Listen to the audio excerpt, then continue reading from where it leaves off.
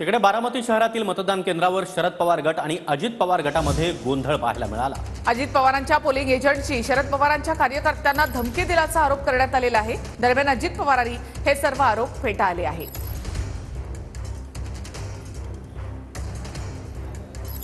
बारामती शहरातील मतदान केंद्रावर शरद पवार गट आणि अजित पवार गटात गोंधळ।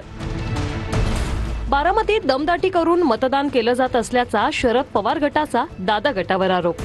शरद पवारांच्या कार्यकर्त्यांनी केलेल्या आरोपांनंतर युगेंद्र पवारांच्या आई शर्मिला पवार मतदान केंद्रावर दाखल झाल्या। मतदान केंद्रावर बोगस मतदान होत असल्याचा शर्मिला पवारांचा आरोप। शर्मिला पवार यांचा काही काळ मतदान केंद्राबाहेर ठिय्या। पोलिंग एजंट नसतानाही शर्मिला पवार मतदान केंद्रात कशा जाऊ शकतात, दादा गटाचा आक्षेप। की मला आतमध्ये आता का सोडत नाहीये, माझ्यासमोर आता किती जण आतमध्ये गेलेत। मी पोलिंग एजंट, मला मागाशी जो त्रास झालाय ना ते मला सांगायचं ना दादांना की मला काय त्रास दिला, मला काय काय म्हणले, मला धमकी दिली आहे। शर्मिला पवार मतदान केंद्रावरून परतल्यानंतर लगेचच अजित पवार मतदान केंद्रावर पोहोचले। अजित पवारांनी मतदान केंद्रावर जात आढावा घेतला। पोलिंग बूथच्या समोरून बोगस मतदानाच्या चिठ्ठ्या आणल्या, शर्मिला पवारांचा आरोप। जे मला समोर डोळ्याला दिसतंय हे बघा, एवढा आतापर्यंत आलेल्या आहेत आणि अजूनच येतात। मी गेली अर्धा तास इथे उभी आहे आणि अजून एक चिठ्ठी आत्ता इथे समोर, हे पोलिंग बूथच्या आपल्या तिथल्या एजंटच्या समोरून ही चिठ्ठी आमच्या मुलांनी आतून जाऊन आणलेली आहे। निवडणूक आयोग आणि पोलीस चौकशी करणार, त्यातून खरं खोटं समोर येईल, दादांची प्रतिक्रिया। पोलिसांच्याकडे तक्रार केली तर पोलीस त्याची चौकशी करतील, निवडणूक आयोग चौकशी करतील आणि त्याच्यामध्ये काय खरं आहे काय खोटं आहे ते तपासतील। निवडणूक अधिकाऱ्यांकडे तक्रार केली आहे, विरोधक सीसीटीव्ही फुटेज डिलीट करू शकतात, शर्मिला पवार। लेखी तक्रार देतोय आणि आम्ही आता सीसीटीव्ही फुटेज पण, आम्हाला आता खरं तर भीती वाटते की कदाचित ते डिलीट पण करू शकतात ते सीसीटीव्ही फुटेज। त्या सीसीटीव्ही फुटेज वरती आमचा जो एक कार्यकर्ता आहे त्यांनी स्वतः ते ऐकलेलं ऐकले, मी पण होते तिथे।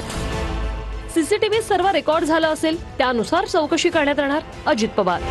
कॅमेरे ठेवलेले, सीसीटीव्ही कॅमेऱ्यामध्ये सगळं काही आलेलं असेल आणि त्या पद्धतीनं निवडणूक अधिकारी बघतील। उल्हासनगरमध्ये भाजप उमेदवार कुमार आयलानी पैसे वाटत असल्याचा आरोप मनसेकडून करण्यात आला। आयलानींच्या कार्यालयाबाहेर मनसे महिला कार्यकर्त्यांनी गोंधळही घातला। दिंडोशीचे शिंदे गटाचे उमेदवार संजय निरुपम यांना मुस्लिम समाजाच्या बांधवांनी रोखलं। मुस्लिम बांधवांनी रोखल्यानं निरुपम संतापले होते।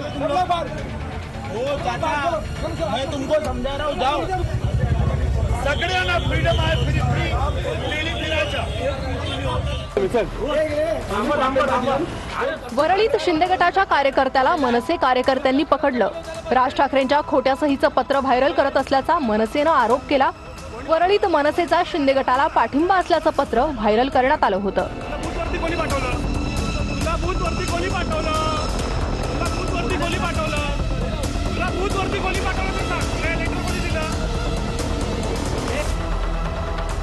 कोल्हापुरात क्षीरसागर आणि सतेज पाटील समर्थकांमध्ये बाचाबाची झाली।